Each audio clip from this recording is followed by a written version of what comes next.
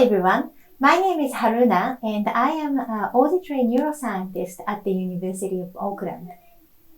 Now in the last YouTube video, we talked about how outer ear is all about collecting sound and directing it towards the tympanic membrane.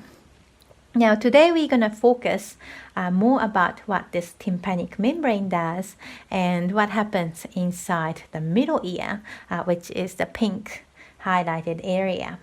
Now middle ear passes the sound information to the inner ear, where the inner ear converts the incoming sound information into a signal that neurons can use. So then our brain can now comprehend, thinking, oh, I hear something. But before we talk about how the middle ear works, let's talk about what sound is. So sound is a vibration. And that's why, as you can see on the left here, you often see a symbol like this where you have a speaker and you see a wave coming out of it. So what is vibration? Now here's a person, still person, and on the right the still person is vibrating. So vibration is like a small movement that happens repeatedly in a certain direction. Now vibration can be a larger movement. So the two persons are both vibrating, but one is moving in a larger distance. But vibration can also happen faster or slower. So there can be a different type of vibration. And for our sound system, this corresponds to different sound, different loudness and different tone of the sound. So in today's experiment, we hope to demonstrate that the sound is a vibration. Now for this, we're going to create our little vibrating platform using a pot or a pan. That's the picture shown here.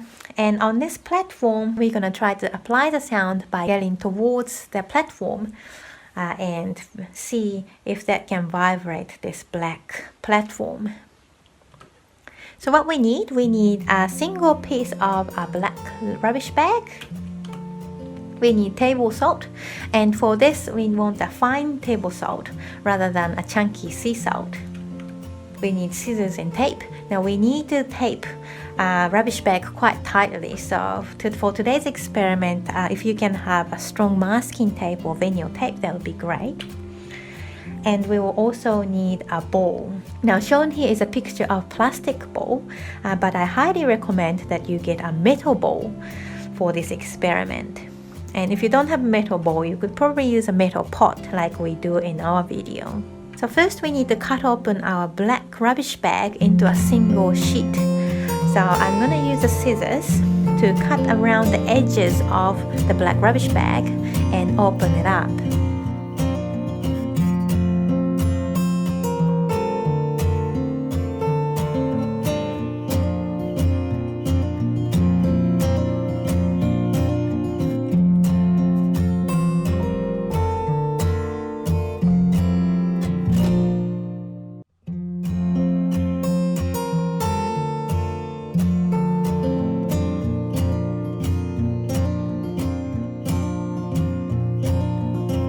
Now this black rubbish bag is going to be taped over the bowl.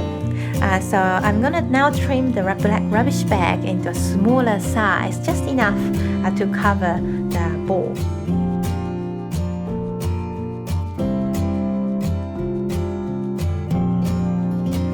Now I'm going to tape this black rubbish bag piece onto the bowl or pot using a tape. And I'm going to start by just taping around the corner.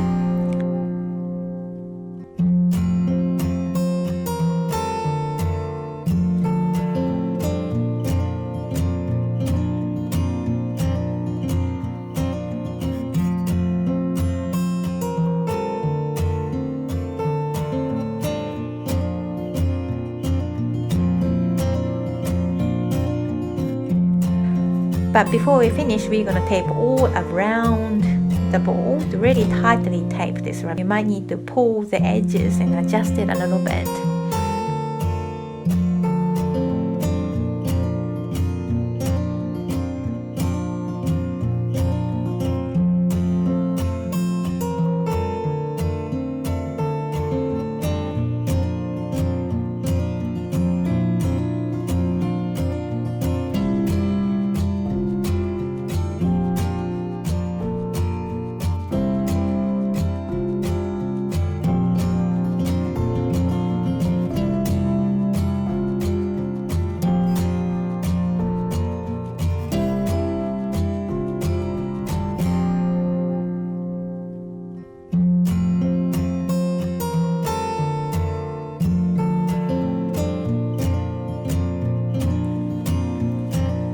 So once you have taped rubbish bag piece over the opening of the bowl or pot very tightly, our detection device is set. And I'm going to sprinkle table salt over it. Now we don't need too much, and we certainly don't want table salt all over our floor. So let's do this part either on the table or on the kitchen bench. And now it's set up. My personal assistant here, Shinya, from primary school year 2, is going to use a paper cup funnel to make his voice louder and apply his voice towards the black rubbish bag piece.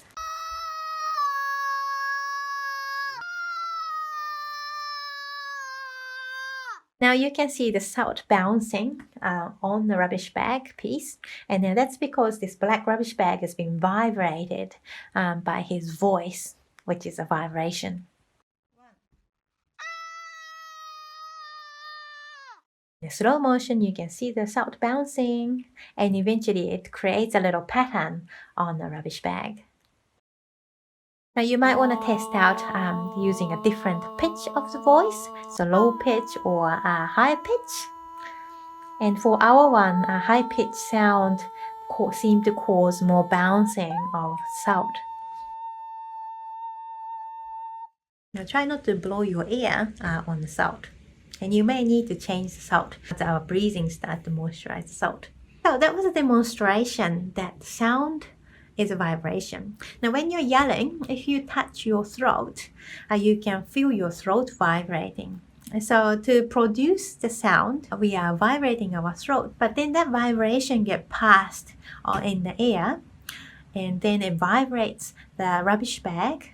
So salt was bouncing because the rubbish bag was vibrating. How well this is going to work is going to depend on how tight you manage to tape the rubbish bag piece, and how big is your bowl, and is it metal or plastic. So you might want to try a few different setups, and you might want to try a different pitch of the sound, cause different type of vibration. Now back to auditory science side. Remember, our outer ear collects the sound and directs it towards the tympanic membrane. The tympanic membrane is very similar to the rubbish bag we used in this experiment.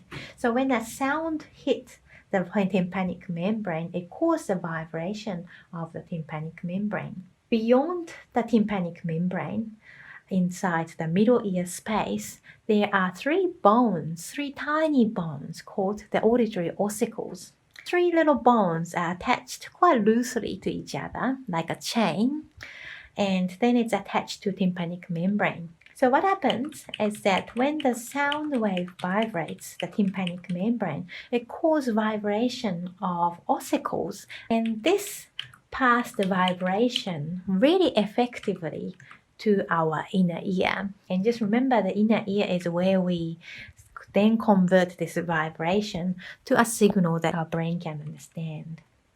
So in summary, outer ear collects the sound, and when it hits the tympanic membrane, it causes a vibration of a tympanic membrane. And in the middle ear, this is further propagated by three bones of ossicles, which then gets sensed by the inner ear.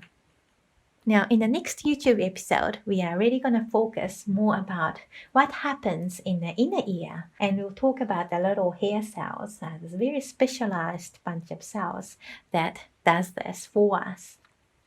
We'll also talk about why hearing and trying to protect the hearing is so important. So stay tuned, and looking forward to seeing you in the next video.